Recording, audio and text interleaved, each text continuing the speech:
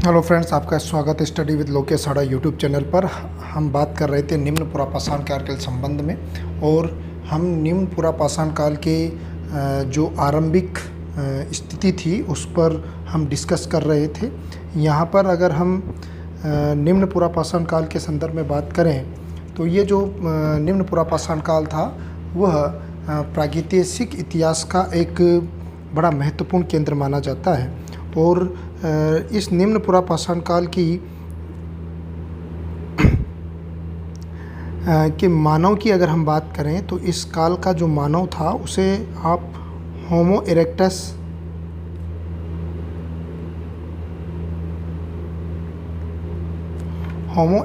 के आप संबोधित कर सकते हो। और यहाँ पर इस निम्न पुरापाषाण काल में जो उपकरण हुआ करते थे, निम्न पुरापाषाण काल में जो उपकरण हुआ करते थे वह क्वार्ट्जाइट पत्थर से निर्मित माने जा सकते हैं। और ये 3 प्रकार के हुआ करते थे, जिसमें पहला चापर चॉपिंग उपकरण हुआ करते थे। और ये जो चापर चॉपिंग उपकरण है, जिन्हें आप हिंदी में बटिकास या पेबुल के संबोधित करते हो। यहाँ पर अगर इस चापर चॉपिंग उपकरण की बात करें तो इसकी जो खोज है वह लिकी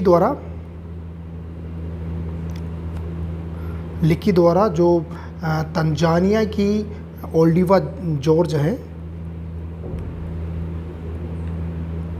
ओल्डिवा जॉर्ज जो घाटी है जो आपकी अफ्रीका के तंजानिया में ये स्थित है, वहाँ पर सर्वप्रथम इन लॉर्ड लिकी द्वारा इस चापर चैपिंग या पेबुल उपकरणों की खोज की थी।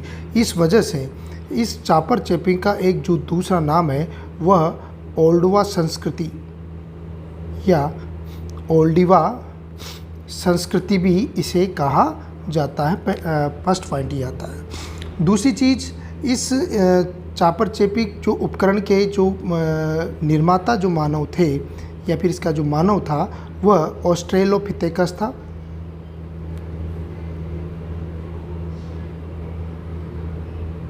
ऑस्ट्रेलोपिथेकस हुआ करता था। और चीन में इसी चापर चैपिंग जो संस्कृति थी उसे चीन में कहा जाता था चोकोतियन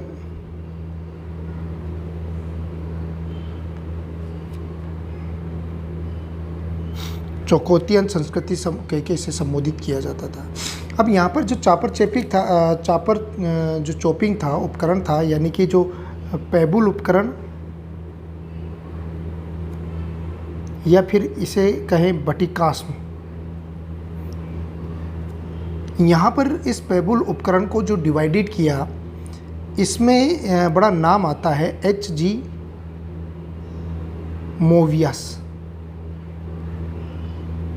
मोवियस का यहाँ पर नाम आता है।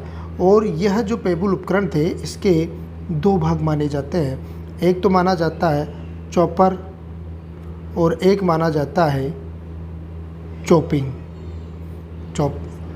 अब इसको अगर हम हिंदी में बात करें तो इसका हिंदी में जो डिवाइडेशन है वह R.P. जोशी द्वारा किया गया था।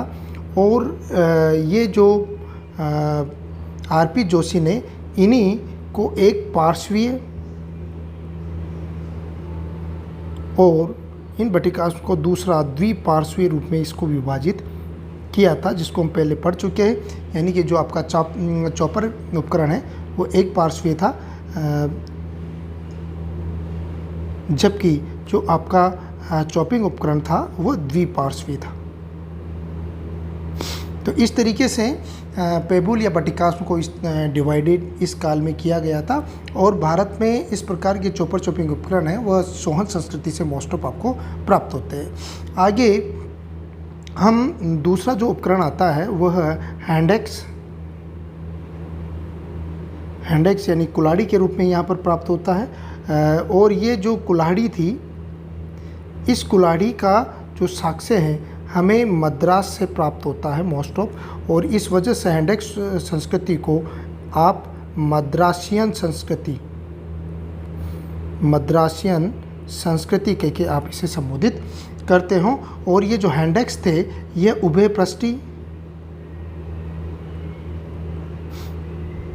उभयपृष्ठी एंड द्विपार्श्वीय दोनों तरीके से इसे ले सकते हो। और तीसरा जो उपकरण था वह क्लीवर के रूप में हुआ करता था।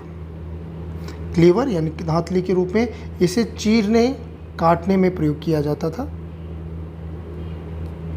इसे चीरने और काटने में इसका प्रयोग किया जाता था। इस तरीके से यह आपके निम्न पुरापाषाण काल के बारे में संदर्भ में सामान्य जानकारी मानी जाती है।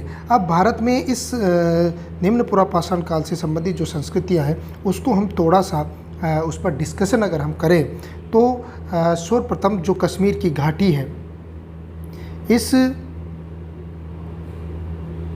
कश्मीर घाटी से हमें पूर्व पाषाणकालीन उपकरणों के साक्ष्य प्राप्त होते हैं। और यहाँ पर अगर हम बात करें कि ग्लेशियर के दोनों कालों में जो शिलाखंड थे और लघु पाषाणों और बालुका स्तूपों की एक लंबी पंक्तियों के रूप में वह स्थापित हो जाते हैं। और यहाँ पर अपने आप को मोरेल के रूप में ये अपने आप को स्थापित कर लेते हैं। और बाद में यही जो मोरेन है इसके ऊपर एक बड़ी परत निक्षेपित हो जाती है, जम जाती है, जिसे लोअर करेवा कहा गया। और यही लोअर जो करेवा थे यहीं से हमें हाथी के सबसे प्राचीनतम अवशेष हमें यहाँ से प्राप्त होते हैं। तो यहाँ का जो यहाँ कश्मीर घाटी से हमें लोअर करेवा क्षेत्र से हमें हाथी के अवशेष प्राप्त होते हैं। हाथी के अवशेष हमें यहाँ से क्या होता है, प्राप्त होते हैं। तो ये कश्मीर घाटी के क्षेत्र में है। और इस कश्मीर घाटी से जो उपकरण प्राप्त होते हैं ये आपके प्री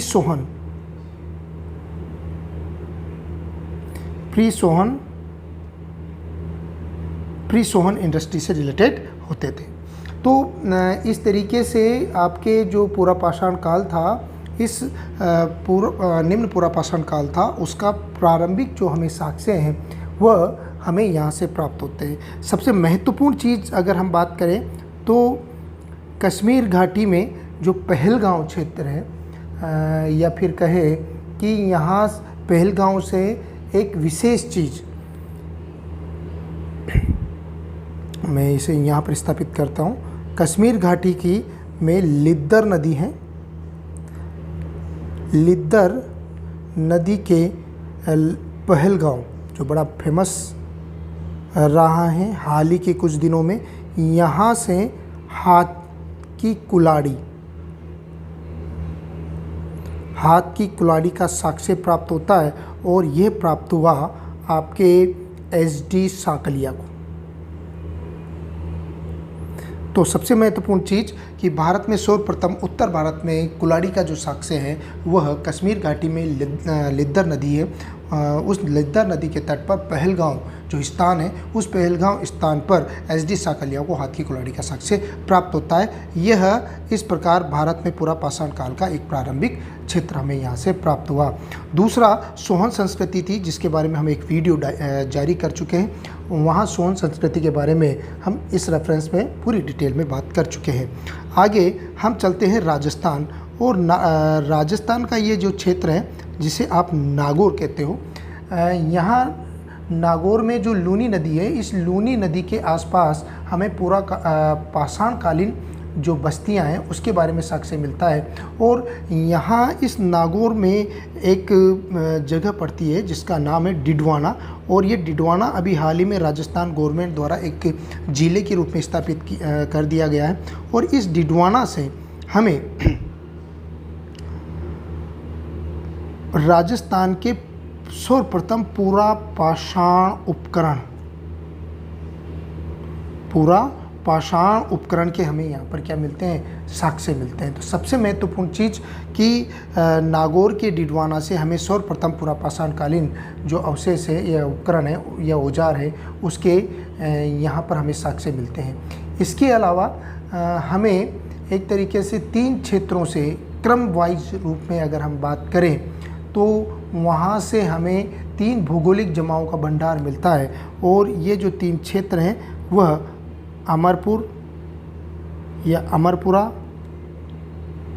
जायल और डिडवाना, ये 3 क्षेत्र ऐसे हैं जहाँ हमें पूरा पाषाणकालीन जो उपकरण है उसका जमाव हमें यहाँ से प्राप्त होता है। तो राजस्थान के नागौर से हमें निम्न पूरा पाषाण काल के अवशेष प्राप्त होते हैं।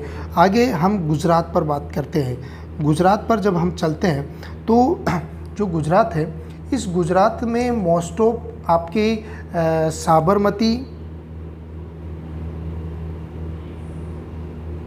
साबरमती और माही के तट पर हमें पूरा पाषाण उपकरणों के साक्ष्य मिलते हैं। उसके साथ साथ हमें एक क्षेत्र और होता है महाराष्ट्र का, जो महाराष्ट्र के साथ टच वाला क्षेत्र है जिसे सौराष्ट्र कहते हैं।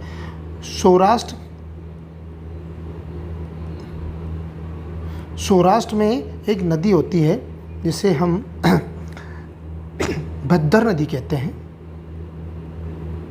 भद्दर नदी से भी हमें पूरा पाषाणकालीन जो उपकरण है उसके साक्ष्य मिलते हैं। ये गुजरात का क्षेत्र हो गया। आगे हम मध्य प्रदेश क्षेत्र में आते हैं। मध्य प्रदेश यानी कि आपका एमपी वाला जो टच वाला एरिया है, यानी कि एमपी का जो क्षेत्र है, उस एमपी के क्षेत्र पर अगर बात की जाए तो यहाँ से हमें नर्मदा घाटी में एक जगह है नरसिंहपुर जो क्षेत्र है, इस नरसिंहपुर क्षेत्र से हमें मध्यपुरा मतलब एक सीक्वेंस मिलती है। निम्न पुरा पाषाण काल से लेके मध्य पुरा पाषाण काल तक की जो एक सीक्वेंस है, यानी कि निम्न पूरा पाषाण काल से लेकर मध्य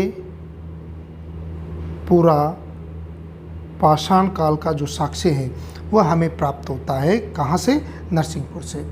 दूसरा अगर और बात करें तो नर्मदा घाटी से ही एक चीज़ और हमें यहाँ से प्राप्त होती है। नर्मदा घाटी में एक जगह है हथनोरा।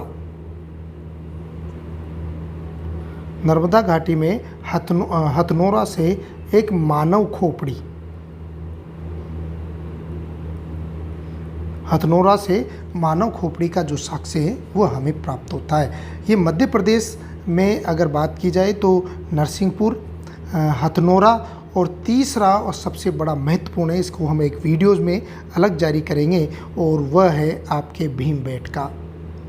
भीमबेटका से शैल चित्रों के साथ साथ पूर्व पाषाणकालीन जो उपकरण है उसके बारे में हमें जानकारी मिलती है। इसको हम एक अलग ही वीडियो में इसको हम आपके सामने प्रस्तुत करेंगे। आगे हम चलते हैं तो आपका महाराष्ट्र क्षेत्र आ जाता है। महाराष्ट्र क्षेत्र पर अगर बात की जाए तो महाराष्ट्र में जो नेवासा है उसके पास एक जगह पड़ती है चिरकी, और इस चिरकी से हमें हैंडेक्स, खुरचनी और भेदक यानी कि स्क्रिप्टर, इन तीनों जो पूरा पाषाणकालीन उपकरण है उसके हमें यहाँ से साक्ष्य प्राप्त होते हैं। लेकिन अब सबसे महत्वपूर्ण अगर हम बात करें तो महाराष्ट्र में एक आपको जगह मिलेगी जिसका जो फेमस जगह है कोरेगांव, चंदौली और शिकारपुर। चंदौली और शिकारपुर, ये तीनों क्षेत्रों से हमें पूरा पाषाण युगीन बस्तियां, पूरा पाषाण युगीन बस्तियों का साक्ष्य मिलता है। यह इसकी रेफरेंस में बड़ी महत्वपूर्ण चीज़ है। लेकिन अगर उपकरणों के रेफरेंस में हम बात करें तो महाराष्ट्र में नेवासा और नेवासा के नज़दीक एक जगह है चिरकी। इस क्षेत्र से हमें हैंडेक्स, खुरचनी और स्क्रैपर, इन तीनों का साक्ष्य हमें चिरकी से प्राप्त होता है। तो ये महाराष्ट्र के वो क्षेत्र हो गए। इसके अलावा दामोदर और स्वर्ण रेखा की घाटियों में भी हमें पूरा पाषाणकालीन जो अवशेष है उसके साक्ष्य मिलते हैं। अब आगे अगर हम चलते हैं तो ये क्षेत्र मोस्ट ऑफ ये आसपास का जो क्षेत्र है वह उड़ीसा आ जाता है। उड़ीसा से हमें पूरा पाषाण काल के जो प्रमुख औजार हैं वह 3 नदियाँ मतलब वैतरणी, ब्राह्मणी और महानदी के जो डेल्टा क्षेत्र है और वहाँ पर 2 जगह है कुलियाना और कुमारपाड़ा।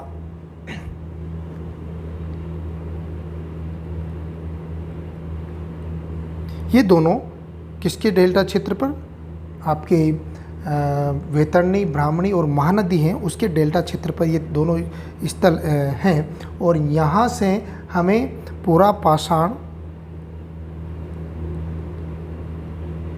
उपकरण,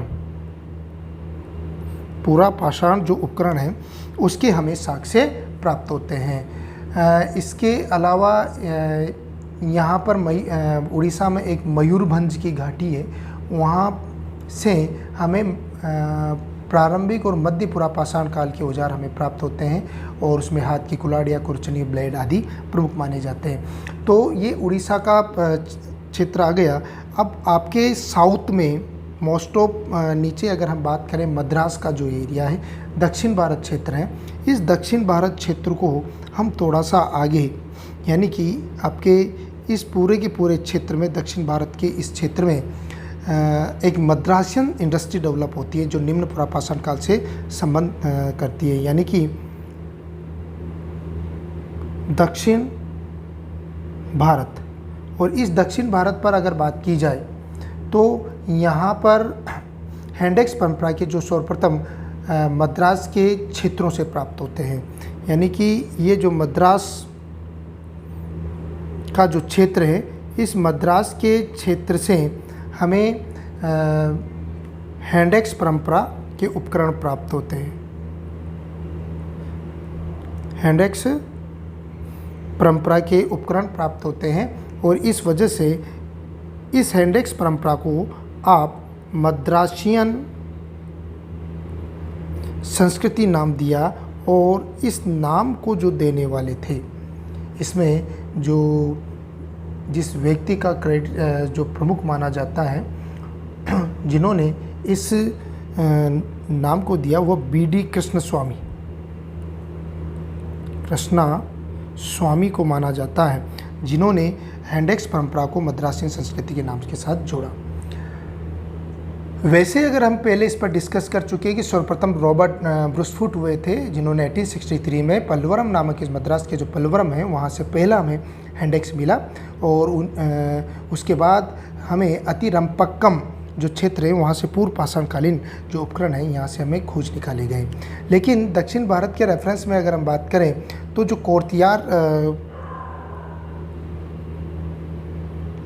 कोर्तियार जो नदी है, इस कोर्तियार नदी के तट पर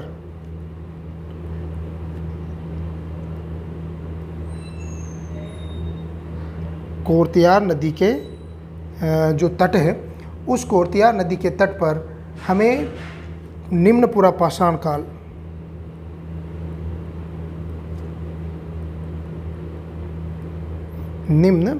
पाषाण काल का हमें यहाँ से साक्ष्य मिलता है। और उसके अलावा यहाँ से वध मदुरई जो स्थल है वहाँ से भी हमें निम्न पुरा पाषाण काल के उपकरण हमें प्राप्त होते हैं। ये इसके अलावा आगे हम चले तो इसी नदी घाटी के और आगे चलते हैं तो और जो स्थल है उसमें अतिरंपक्कम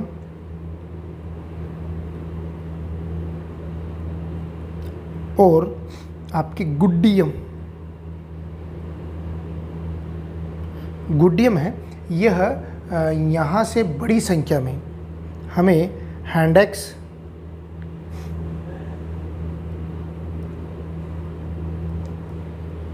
क्लीवर तथा फलक उपकरण के साक्ष्य हमें यहाँ पे प्राप्त होते हैं। यह इस तरीके से भारत के संपूर्ण क्षेत्र से हमें निम्न पुरापाषाण काल के उपकरण हमें प्राप्त हुए। नेक्स्ट वीडियो में हम मध्य पुरापाषाण काल के रेफरेंस में बात करेंगे, जो तो हमारा छोटा ही वीडियो रहेगा, लेकिन वह हमारी इस सीक्वेंस को बनाए रखने के लिए बड़ा महत्वपूर्ण होगा। आगे स्टडी विद लोकेश आड़ा में आपको और चीज़ें प्रोवाइड करवाई जाएगी जो हिस्ट्री से रिलेटेड रहेगी। Thank you.